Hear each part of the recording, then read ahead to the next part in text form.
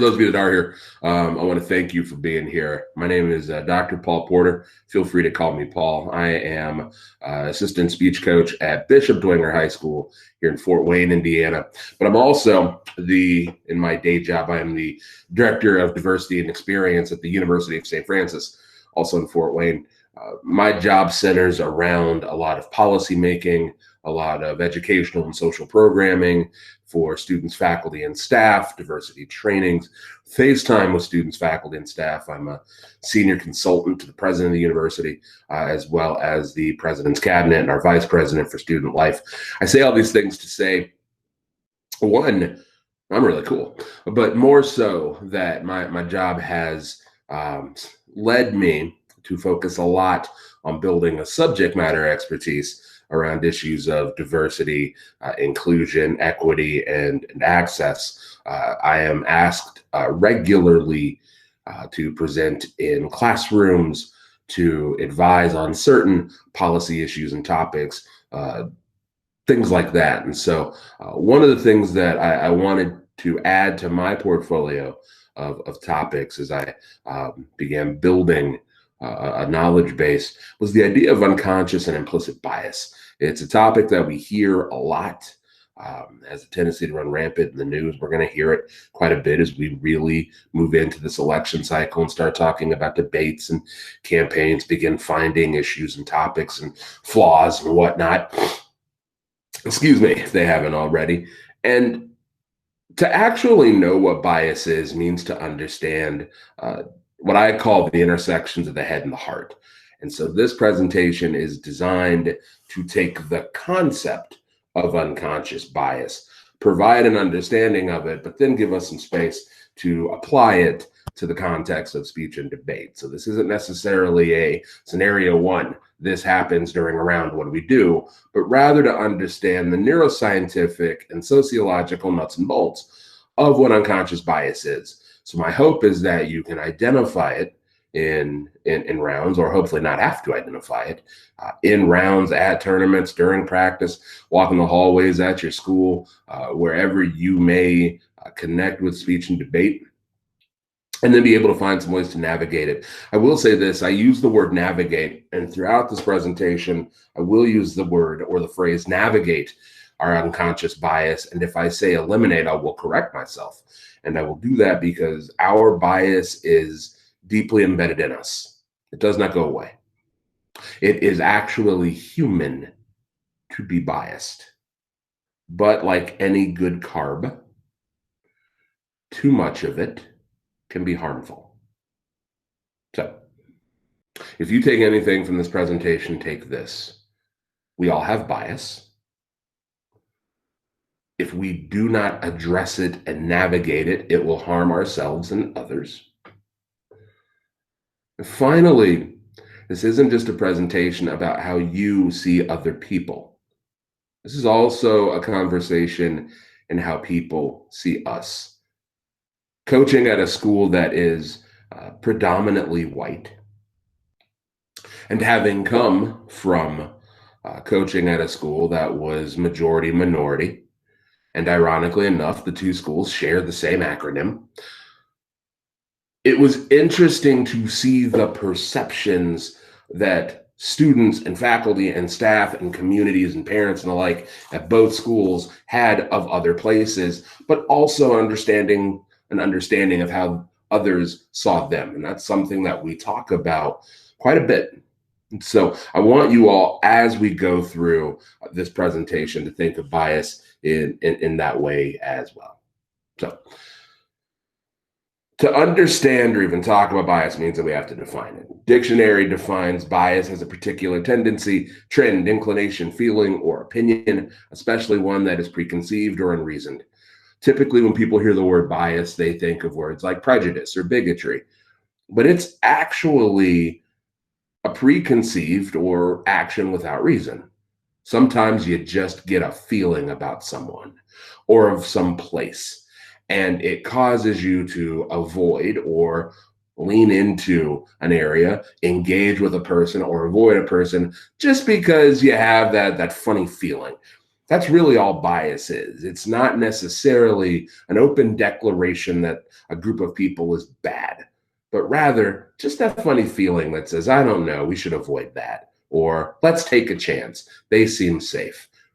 Unconscious bias is a little different. Unconscious bias is a mental association that occurs without awareness, intention, or control. We'll talk a lot about the mental association here in a moment, but I do want to hammer home why unconscious bias can be an uncomfortable topic for people. And I think honestly why diversity and inclusion are uncomfortable topics. We live in a diverse world, and we live in a world that is becoming more and more diverse. For some of us, that is something to celebrate. For others, it is a cause of concern. And it's a cause of concern because now the evolution of diversity and what will soon be, if not already, the revolution uh, associated with diversity can disrupt the lives of majority groups. For example, I am a cisgender, heterosexual, middle income man. Conversations about gender equity disrupt my privilege. If I go to work on Monday and find out that men are not getting raises, but women are, or that men are getting 2% raises and women are getting 5% raises, that's a wonderful thing. But as a man, it disrupts my privilege.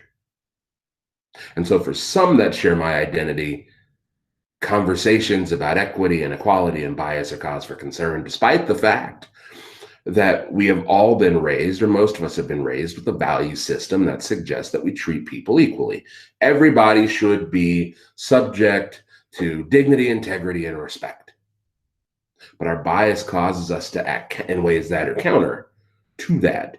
And thus, that introspection can lead us to some sort of cause for concern. I should mention that conversations about diversity are more than just conversations about race. And as I pull this list up, know that this is more than an exhaustive list. There are many, many identity groups that are subject to bias because of the way that we will draw mental association with different identities. So I don't want you to think of this as a question of if you have bias, but rather which biases do we have? And I actually put we instead of you, because I have biases also. And while I can't see who's on this call, I think, reasonably predict that there are identities in this room that I have bias against. Don't worry, I'm not gonna down your kids I'm not gonna tank your kids at tournaments. I'm not going to be mean to you or discriminatory against you, because I know that my biases are there. I know that I have biases and I have to work to navigate them, to not let them drive my behavior. My hope is that as we walk through this presentation, and you may think of ways that you see bias or the potential for bias when you're judging around, coaching a kid, doing auditions, that you may see where there is potential opportunity for bias, for your bias to affect your behavior, and try to avoid letting that happen. So we know what bias is. I want to talk to you a little bit about how bias functions. Bias functions in two ways. It's a safeguard, and it's a mental shortcut. And by the way, if you have questions or comments or thoughts throughout this presentation, feel free to stop me. When I say that bias functions as a safeguard, what I mean by that is we use bias to keep us safe. We use unconscious bias in particular to keep us safe. If I'm walking, for example, down a street, I'm walking across a busy street, and I see a car barreling at me at 90 miles an hour, what am I going to do? I'm obviously going to get out of the way. I'm going to get out of the way because something in my head very quickly says, and we're going to talk about that something in my head, by the way, in just a moment. Something in my head says, cars come and move. Because I know that a car coming at me at 90 miles an hour, if it strikes me, bad things are going to happen. I don't take time to logically think about the speed of the car or the fact that it is a car coming at me, which means that a couple tons of steel filled with gasoline and oil are barreling at me at a very high speed. And if there's a collision because it's a car versus me, then I'm going to lose. I don't take time to think about that. My brain very quickly says move. That is our unconscious bias at work. It is something in our mind telling us that an image is unsafe and we should avoid it. Now, on one hand, that's a good thing. If we avoid images that are unsafe, or if we avoid scenarios that are unsafe, we are safe from harm. Danger, Will Robinson. We get away, we use our danger detector, which is what our bias is, and we keep ourselves from being hurt. But on the flip side, we run the risk of losing opportunity for reward. I'm going to show you a video really quickly that illustrates what happens when our bias keeps us from getting hurt, but also keeps us from something cool. Watch this video.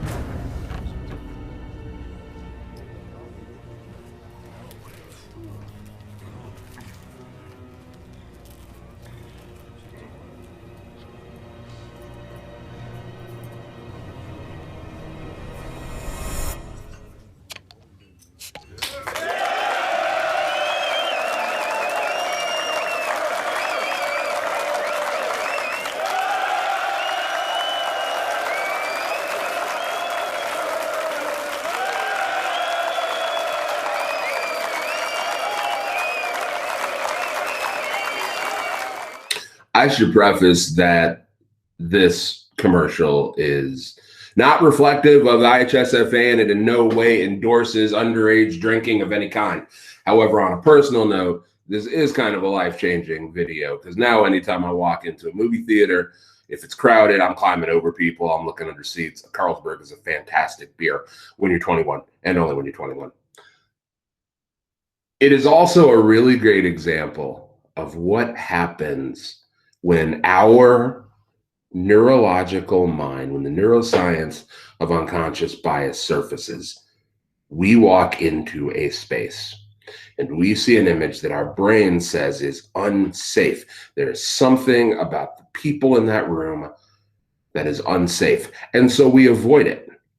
Well, on one hand, no one gets hurt. We don't get beat up, mugged, robbed, or worse. But on the flip side, you lose the opportunity for a reward. In the context of speech or debate, think of avoiding the people, think of avoiding the people in the room as avoiding a certain topic in original oratory, or taking a particular stance in a poetry program. It might be the safe route, it might be the safe bet. But the not getting the beer or getting the beer could be advancing a kid's knowledge of a particular identity or of a particular topic through the interpretation of poems, or through the interpretation of literature, or through the presentation of research, and advancing their perspective in ways that they had never thought of because you took a risk. Our bias tries to keep us risk-free. It also tries to serve as a bit of a time saver. We're going to talk in a minute about the brain. And as we talk about the brain, We're going to talk about how we use it to sift through information. We use our unconscious bias. Remember, when I say unconscious bias, we are talking about mental associations that we have with different identities.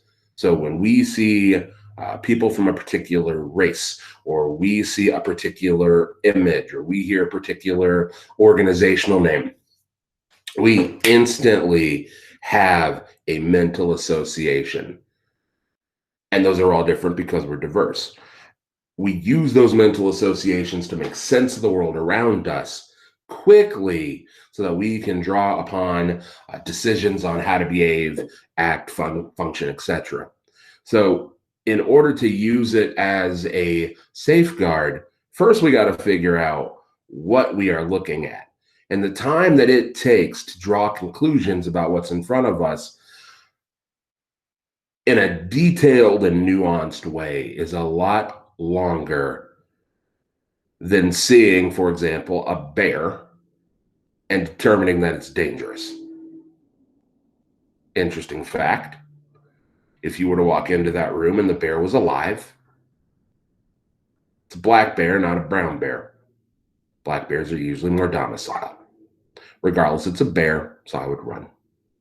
I'm going to show you a video that illustrates how using unconscious bias as a mental shortcut allows us to focus in on the image that we are observing and making sense of. And on one hand, while we will sift through pieces of information to get directly to what we are paying attention to, we miss all of the other potential variables floating around in front of us and around us. If you've seen this video before, no spoiler alerts, pay close attention.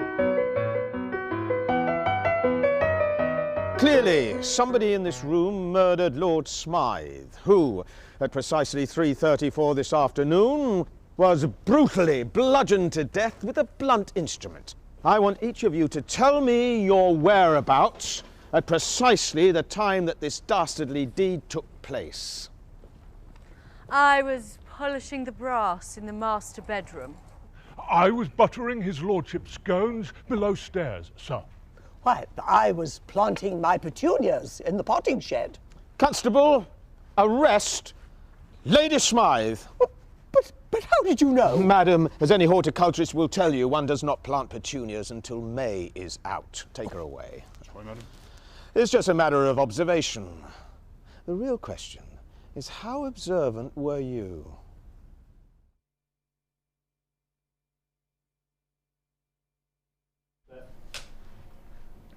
Action. Clearly, somebody in this room murdered Lord Smythe, who, at precisely 3:34 this afternoon, was brutally bludgeoned to death with a blunt instrument. I want each of you to tell me your whereabouts at precisely the time that this dastardly deed took place. I was polishing the brass in the master bedroom. I was buttering his lordship's scones below stairs, sir. Why, I was planting my petunias in the potting shed. Constable, arrest Lady Smythe.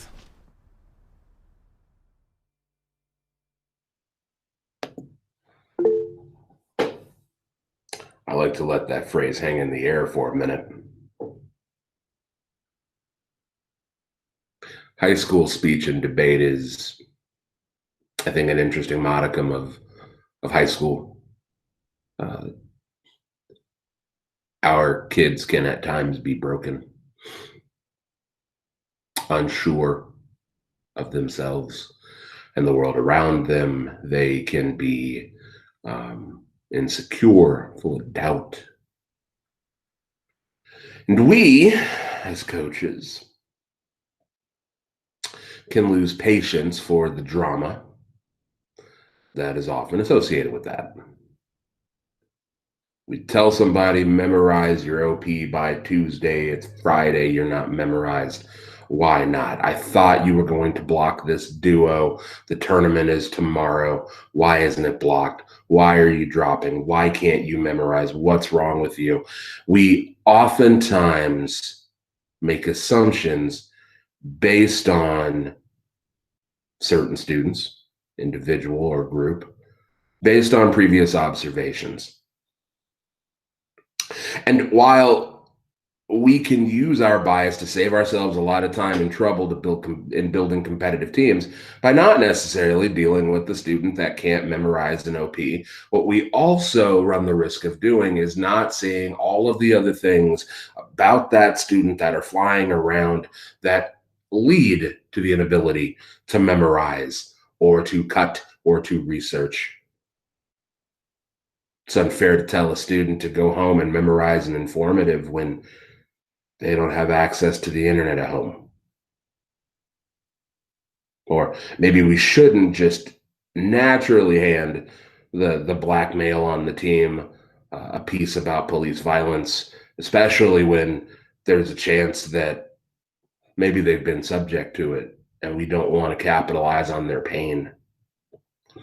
Or on the flip side, to hear the black male police violence piece and instantly think, oh, this is some Black Lives Matter nonsense 6, or I can't connect with this. It's not about us, it's about the student. And maybe it's the reverse in the case of that black male piece. Maybe it's a piece that this student internalizes and has really spoken to him, and that's why he picked it, and that's why he performs it the way that he performs it. He wants us, through his performance, to hear who he is, which really is the beauty of interp.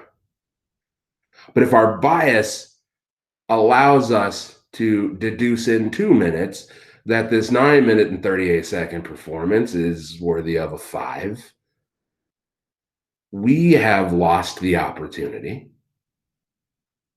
to really connect with who this student is as they share a piece of themselves through their performance. If we don't ask a student, how's your day going? We lose the opportunity to understand what keeps them from memorizing an OP.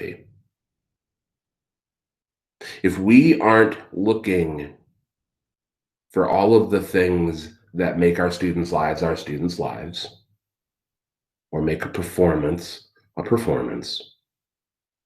we don't get to judge or enjoy or coach accordingly.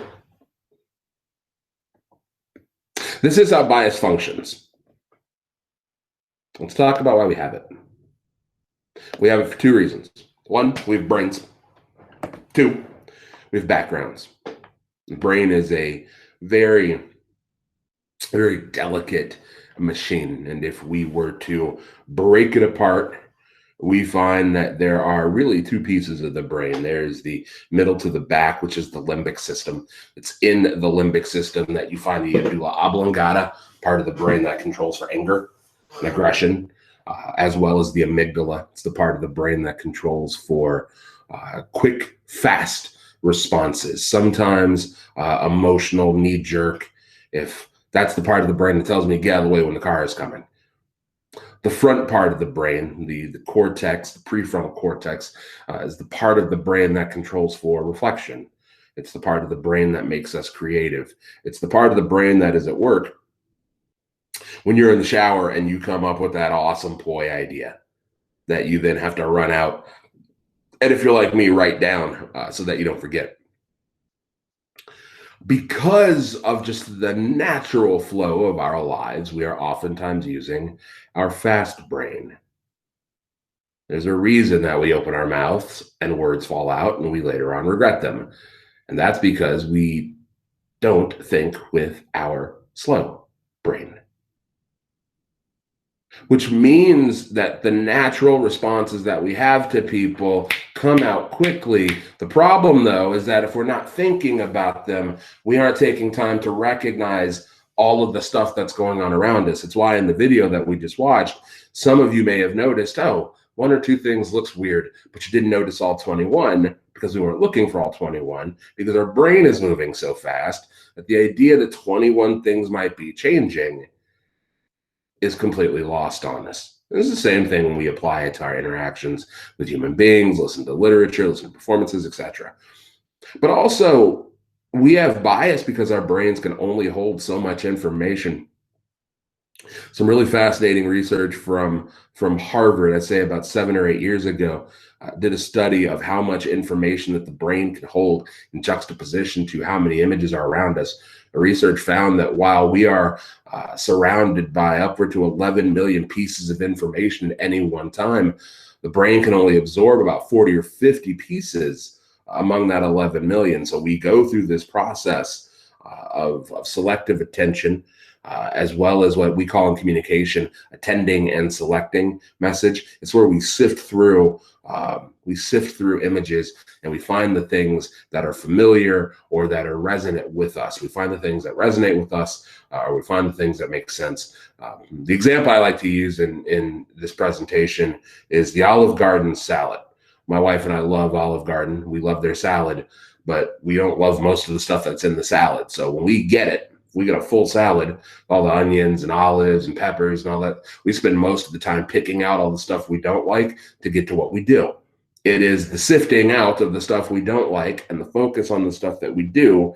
That is what we do with messages. That is the selective attention and preference part of this process. What we keep, we pay attention to and we make sense of. And that's how we create images in our head.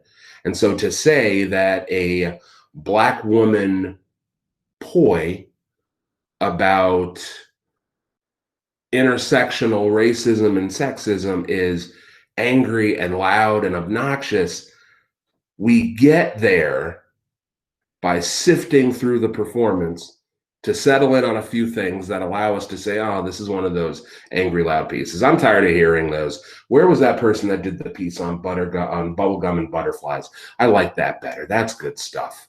That's how we judge. That's how we coach. That's how we pick. That's how we treat people. We sift through the images that are around us to get to that which is familiar. Let's take a minute and think about the stereotypes in speech. Think about who does IX versus DX.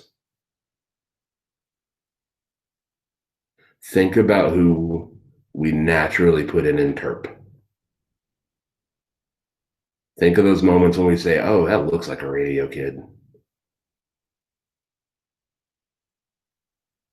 This is how we get to that. It's in us. Now we have to work to navigate it. We also have bias because we have backgrounds. The image at the bottom with the glasses I always find interesting. There's a story behind it. One of my mentors is a gentleman by the name of Howard Ross. That's why you see the Cook-Ross Unconscious Bias Training Manual, source citation at the bottom. And Howard is one of the nation's lead experts on unconscious and implicit bias. I am blessed to call him a mentor and to call him a friend. When he gave this presentation to me for the first time and showed me how to do it, one of the things that he said was when showing the picture at the bottom with the glasses, he said, some of us see the world in teal and some of us see the world in gold. I'd given this presentation about 50 or 60 times before I realized that, yeah, some of us see the world in teal, some of us see the world in gold. However, some of us can't see the world at all. Some of us don't see the world in color. Some of us can't afford glasses. But Howard, in working quickly through a presentation, said some of us see the world in teal, some of us see the world in gold, not seeing all the nuances of the diversity around us. And so I use these glasses as a metaphor for saying that sometimes even the experts can't see the full complexity of diversity. Which means that for us who may not be experts, we will mess up again. And when that happens, you claim it. I'm sorry, I made this assumption and I was wrong and I'm sorry. You apologize for it, you claim it, you apologize for it, and we move on. We ask for grace and forgiveness, but we also do the work to be better. Our bias never goes away. Now we just have to be aware of it. And Realize, as Anais Nin says, that really the reason we have bias is that we don't see things as they are. We see them as we are, which is natural. We naturally see things from our own eyes. And sometimes we forget that our eyes are different from the eyes of others. There are consequences to bias, by the way. When we ostracize people, they go through a 3-step process that includes feeling excluded, going through a process where they behave in ways to cope with the ostracism or with the exclusion. They'll act out in unhealthy ways. They'll lash out. They'll avoid. They'll also move to feelings of sadness, bitterness, aggression, and worthlessness. Kipling Williams is a psychologist at Purdue. In 2007, did some fascinating research with a group of fellow psychologists on the psychology of groupthink. And in his piece, Ostracism, Dr. Williams found that social exclusion triggers the same parts of the body that are associated with physical pain. We oftentimes quote Deborah Tatum's book, why are the black kids sitting together in the cafeteria? What about the student that is sitting alone? So that kid that we leave at the back of the bus, or that kid that we get off the bus and forget they're there. While it's an accident, we have to tend to those things. Or while we're thinking about the best matches for a duo or the best bay partners, think about what happens when you leave people out. Think about what happens to the person that we choose to make fun of all the time. And don't get me wrong, I'm guilty of it too. Here are the things that we do to those students when we tell them that they are not like us, they're different, or they don't belong. We talk a lot about diversity and inclusion. It's time to talk about, especially in speech and debate, it's time for us to talk about belonging. Finally,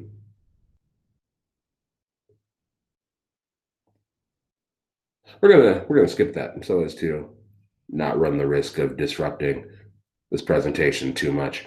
I was going to say that finally, a result of bias is that our biased behavior forms the basis for others' bias.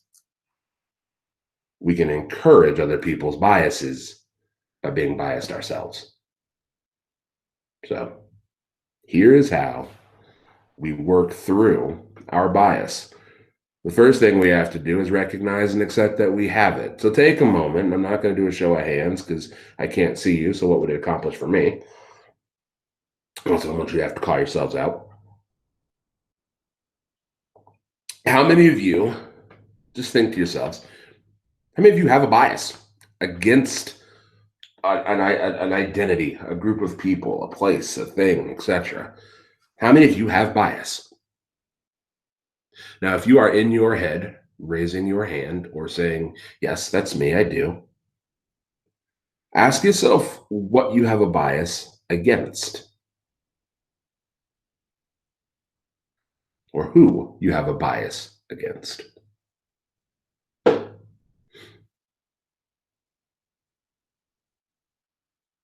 Now I want you to consider where those thoughts come from. Look inside yourself and ask yourself, why do I have a bias against this particular group of people? What is driving the feelings I have about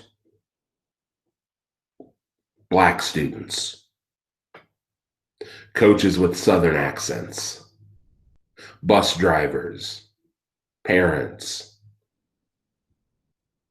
performances about social issues, older poems, a conservative piece of legislation in Congress? What leads you to that bias? What has happened to you? What have you experienced that forms the basis for that bias. But also think about the consequences of your behavior.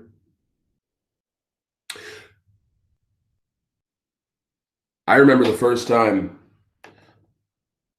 I cost somebody a national championship. I was a graduate assistant in college, and I was judging at the National Forensic Association National Championship Tournament for college speech and debate. And I'm judging a semifinal of after dinner speaking. That's the college version of original oratory. I give a young lady a 4 in a national semifinal because I did not like or understand the brand of humor that the student was using. I just didn't get the jokes. I thought the speech, great. I didn't get the jokes. My 4 kept that young lady from making it to a national final. All of my judgment was centered on bias. The consequence was that while this student had an amazing season, it got cut short because of what drove my decision. And I was well within the rules. I did not violate anything. However, I made a choice that prevented someone from a smaller school that would have brought a different perspective and a different type of humor to the main stage. Well, now we don't get that, and we get your typical conventional 6-person final round with speeches that are the same, the stuff that we oftentimes complain about, because my biased behavior sided with convention. And the consequence was it allowed convention to live when something a little unconventional might have been helpful, especially in the context of something like a national final. We can also build relationships with people who have different identities. And I think that this is one that is quite important. It's really easy to go to tournaments and spend time with the people that we know and that we like. It's easy to grab the people that have been in the tab rooms forever and put them in the tab rooms at our tournaments. It's easy to go and get the big names and ask them to get highlighted and maybe not pay attention to others. When organizations have instances where they see groups not joining or when they see a decrease in numbers, one of the reasons oftentimes is that there is not a belonging or inclusive environment. People leave places when you tell them that you don't want them there. And in a time like right now, where we are up against the backdrop of the pandemic, that's canceled a lot of things, created a lot of uncertainty, set the stage for us to wonder, can we, will we, should we be a part of something? The last thing we want to do is make people feel like they don't belong. This is also a grandiose opportunity for us to build some relationships with people and be okay with listening and learning and getting a sense of other people's realities, how that drives the way people see the world. Learn a little bit about not just ourselves, but others. Now, again, you are never going to eliminate your bias, but you can navigate it. And this is the process of how we navigate our bias. And a big part of it, as you can see, is really educating ourselves about different experiences and different people. I'm really proud of NSDA, by the way, for the work that they've done over the last 5 or so years in committing themselves to allowing us to understand diversity and inclusion even more. So some of the things that they've done, they've worked on creating some online resources to give content. They've worked with colleges to gather literature from underrepresented minority groups. They've hosted a series of webinars. They have their own conference on diversity and inclusion. They're selecting award winners. They're thinking about with a different review process. They're reaching out to administrators from majority and minority schools and districts. They're really pumping out some great educational content on topics related to multiculturalism. And in doing so, what that does is it widens, right, the base of information that drives the way that we see people. There's so much in this presentation I had to cut for the sake of time, but I'm a big fan of talking about Jean Piaget's schema and how we will use schema to create the mental associations that drive our bias. The more information that we can share, the more information we have to then populate someone's brain to begin almost rewiring how we see people. And so here's what NSDA has done. I would like to gracefully and respectfully encourage the IHSFA to think about what they're committed to doing for the sake of increasing diversity, inclusion, and creating a greater sense of belonging. I applaud the leadership for the statement that they put out a few weeks ago in response to some of the actions of this summer and some of the events of unrest this summer. I applaud our leadership for that. But I also encourage us to do more. And I personally, as someone who has a subject matter expertise, am using this presentation to publicly offer whatever I can in helping this organization get there. So we've talked about a lot of stuff today. And we've still got a long way to go. With that being said, there is beauty in diversity. Even though it may disrupt and rattle what is comfortable for us. But I think the challenges that come with being amongst diverse groups, especially when we are competing for reward based on the subjective opinion of someone else, the subjective framework of someone else, can be a really cool thing. Win or lose, this is something we can all embrace.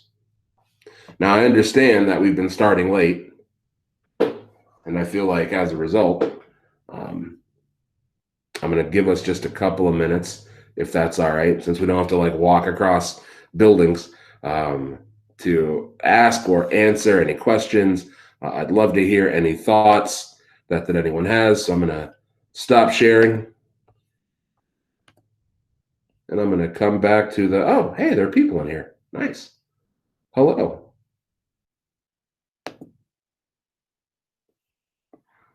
Someone said we had a great video. Any questions, comments, or thoughts?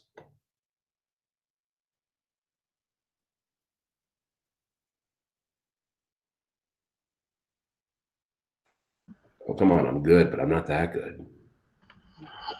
How do you empower your student leaders with this same kind of charges that you're giving us?